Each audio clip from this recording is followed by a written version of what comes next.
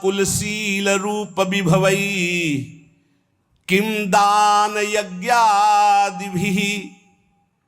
इनसे नहीं होगी भगवत प्राप्ति, इससे हो जाएगी। शरणागत होकर ममता हो गई श्री जी से। अब यहां कह रहे हैं कि देखो इस पर गर्व मत कर लेना। किम विद्या कुलशील रूप विभवई किम दान यज्ञादिभिः किम विख्याति सतई किमग्र तपसा किम न्यास योगादिभिः किम तत्वानुभवेन विष्णु भजन किम तस्य वात्यद्भुते यो वृंदावन ईश मोहन रसे प्यासीन सर्वस्वधी। क्या हुआ? यदि तुम बहुत विद्वान हो और निरंतर भजन नहीं करते, भोग सामग्री रुपया पैसा संसार यश कीर्ति कुछ नहीं तुम्हारी विद्या किसी काम में नहीं आएगी। किम विद्या किसी काम में नहीं आएगी, पक्का नहीं आएगी।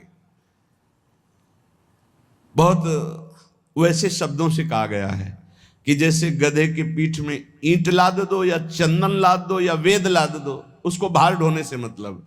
ऐसे ही बुद्धि में केवल विद्या है, उसका प्रयोग नहीं है। कामादि शत्रु पर विजय प्राप्त नहीं की, हृदय निरंतर भगवदाकार वृत्ति में नहीं गया, तो विद्या किस काम की जो अविद्या को नष्ट ना कर दे। केवल विद्या है, अविद्या का नाश होकर के ब्रह्म विद्या जागृत नहीं हुई या पराविद्या, तो फायदा क्या हुआ ऐसी विद्या का? बहुत ऐसा है। किम विद्या, किम विद्या क्या है? अर्थ के कारण अनर्थ उत्पन्न कर दिया चित्त में। ये देखी हुई बात कह रहे हैं, सुनी हुई बात नहीं कह रहे। क्या विद्या, किस काम की विद्या रही तुम्हारी? और भी बात, ये महापुरुषों के वचन हैं। किम कुलम, बहुत ऊंचे कुल में तुम्हारा जन्म हुआ और भजन नहीं किया तुमने, भगवत आराधना नहीं की, तो तुम्हारा वो अहंकार तुम्हें नरक ही ले जाएगा, कुछ नहीं होने वाला उससे। ध्यान रखना। राजसु यज्ञ में महाभागवत स्वपच की पूजा करवाई वाल्मीकि स्वपच की। क्यों? क्योंकि जहां दैन्य है भगवत भक्ति वो सबसे बड़ा। अहोबत स्वपच तो गरियान यज्ञाग्ञे वर्तते नाम तोभ्यम। वो स्वपच भी सर्वश्रेष्ठ परम पूजनीय है जिसकी जिह्वा पर भगवान का नाम है। प्रहलाद जी ने कहा है कि सब गुणों से युक्त ब्राह्मण है और भजन नहीं करता, मनमानी आचरण, शास्त्र विरुद्ध आचरण, तो किम कुलम, क्या उससे प्राप्त हो जाएगा? तीसरी बात कह रहे, बहुत रूप है, बहुत वैभव है, बहुत शालीनता दिखाई दे रही, लेकिन भजन नहीं प्रभु का। चित्त वृत्ति को संसारिकता से हटाकर प्रभु में लगाते हुए अपने सांसारिक कर्तव्य का पालन करना भगवत प्राप्ति का हेतु होता है। नहीं तो कह रहे किम विभवई किम रूपम, ये तुम्हारा पद, तुम्हारा रूप, तुम्हारा वैभव किस काम में आएगा? अगर आपको लगता है कि पत्नी भजनानंदी है, तो जीव अपने भजन के प्रताप से भगवत प्राप्ति करता है, पत्नी के भजन से नहीं। पति भजन करेगा तो पत्नी को तो, लेकिन पत्नी भजन करेगी तो पति को नहीं। ये ध्यान रखना। पाणी ग्रहण में नीचे हाथ होता है पति का, ऊपर पत्नी का होता है। आप भार ले रहे हैं इसलिए आपको हिसाब देना। अगर पत्नी भजन करेगी तो भगवान को प्राप्त होगी, आप भजन नहीं करोगे तो नरक को प्राप्त होगी, पक्की बात है। और आप भजनानंदी हो, पत्नी आपके प्रतिकूल आचरण करेगी तो वो नरक जाएगी, और अगर अनुकूल आपकी सेवा में भगवत भाव से लगी है तो उसका यही भजन उसको भगवत प्राप्ति करा देगा। सिद्धांत को समझना है। और ऐसा नहीं है कि जैसे कहा जाता है कि एक जन्म नहीं है तो 7 जन्म का बंधन है, नहीं कहा जाता बंधन। अरे 7 सेकंड का तो भरोसा नहीं। दुनिया में लाखों का मेला जुड़ा, हंसा जब जब उड़ा अकेला उड़ा। ये नहीं आएगा कि थोड़ा ये साथ ही विमान में बैठा ले, ऐसा नहीं होगा कि पत्नी पुत्र परिवार इस जगत के नाटक मंच पे है, जहां ये शरीर छूटा, सबका अलग अलग हिसाब किताब अपना है। ऐसा थोड़ी कि जैसे एक लड़का लड़की प्यार का नाटक करके देखा कि नहीं मिल पाएंगे, बोले जहर खा लो तो जन्म जन्म के साथी बन जाएंगे। अरे सारे प्रेत बनोगे, नरक में जाओगे। जन्म जन्म क्या जानते हो? जन्म जन्म हाँ, एक बात हो सकती है, दोनों मिलकर डट के भगवान का भजन करो, भगवान से प्रार्थना करो, तो दोनों भगवान के धाम में, जैसे हमारे गुरुदेव भगवान सहचरी बप्पू और उनके प्रसाद से अपने लोग, तो वहां सब पता चलता है मेरे गुरुदेव, जैसे अभी गुरुदेव भगवान वैसे वो उस समय भी गुरु रूपा सहचरी के हर समय साथ रहेंगे। हमारे साथ रहना है, वैसे ही आनंद लेना है, तो श्यामा श्याम का भजन करो, एक ही साथ चलेंगे, एक ही जगह प्रोग्राम होगा और एक ही जगह बैठ के प्रसाद पाएंगे, एक ही इष्ट के साथ खेलेंगे। और क्या, इतनी बड़ी जगह है कि पूरा विश्व चला जाए तो भी जगह बनी रहेगी।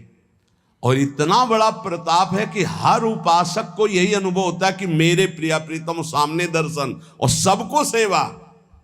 सोचो, सबको सेवा, अरे बड़ा दिव्य, वो बुद्धि की बस की बात नहीं। श्यामा श्याम का भजन करोगे तो जिसके साथ रहना चाहोगे वो भी पहुंच जाएगा, वो साथ ही भजन करो दोनों। अगर पति पत्नी दोनों श्यामा श्याम का भजन करें तो दोनों सहचरी बप्पू से श्री जी की सेवा में पहुंच जाएंगे।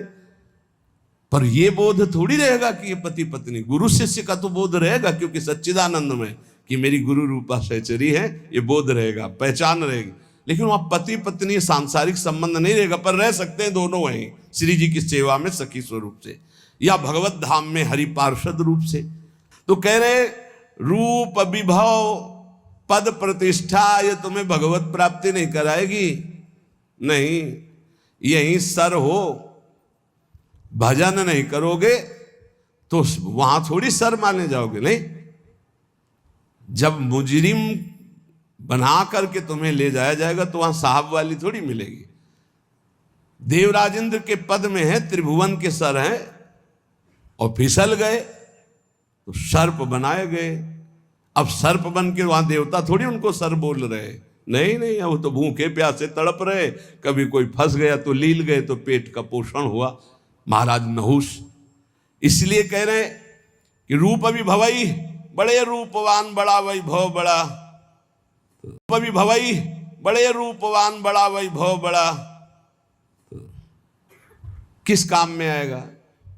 किसी बात का गर्व मत करो, जवान हो, रूपवान हो, बलवान हो, ये 4 दिन की चांदनी, फिर ऐसा समय आएगा कि अकेले उठकर सीढ़ी भी नहीं चढ़ पाओगे। जब हम हर चीज का मनन का स्वभाव रहा है, इसलिए ये जो महापुरुष कह रहे हैं उसे समझो। किम दानम, क्या तुम्हारे पास दान देने की सामर्थ्य? हर समय वासना का भूत चढ़ा रहता है, तू दानी, दानी तो हरि है, सबसे बड़े दाता, अनंत ब्रह्मांडों को दे रहे हैं, तुम उनको क्या दे दोगे? भगवान को क्या दे दोगे? बहुत विचित्र। और अगर बढ़िया दानी भी हो तो कोई खास बात नहीं, जरा सी बात बिगड़ गई तो गिरगिट बन के कुआं में पड़े थे महाराज नृग। ये दानियों में बड़े बड़े याज्ञिक, बड़े बड़े तपस्वी जिस पद की पूजा करते हैं वो देवराज इंद्र का पद है, वहां दुर्दशा क्या होती तुम्हें क्या पता। जब वैसे तो बहुत महिमा है, लेकिन जब देखो ना शास्त्रीय दृष्टि से तब पता चलेगा। इसीलिए श्रीपाद बोल रहे हैं, किम विद्या किम कुलम किम शील रूप विभवई किम दान किम यज्ञादि भी और किम विख्याति सतई। तुम्हारा बहुत यश है तो किस बात का? अगर भजन नहीं है, हो गया, पुण्य प्रताप से यश होता है, पूर्व का पुण्य जो है वो यश फैलाता है। अगर वर्तमान में भजन नहीं तो वो खत्म हो जाएगा जाना, तो ऐसे ही जैसे हाइलोजन नहीं फ्यूज हो जाता है, ऐसे होते रहते हैं। पूरा विश्व जय जय जय, फिर उठा के नालियों में फेंक देते छवियां। अगर वर्तमान में भजन नहीं, वर्तमान में भगवद आराधना नहीं, तो पूर्व का जो तप और पुण्य संचय उससे वाह वाह होगी, और इसके बाद फिर चारों खाने चित्त। ये माया है, बर्दाश्त